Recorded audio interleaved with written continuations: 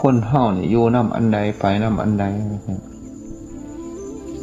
ผู้หนึ่งก็ตอบไปเนี่ยหนึ่งผู้หนึ่งก็ตอบไปเนี่ยหนึ่งทางถือกูค้นทางถือปูละเลียมเพื่อได้จานดีตอบคนเฮาไปน้ำกำอยู่น้ำกำนึกน้ำกำคิดน้ำก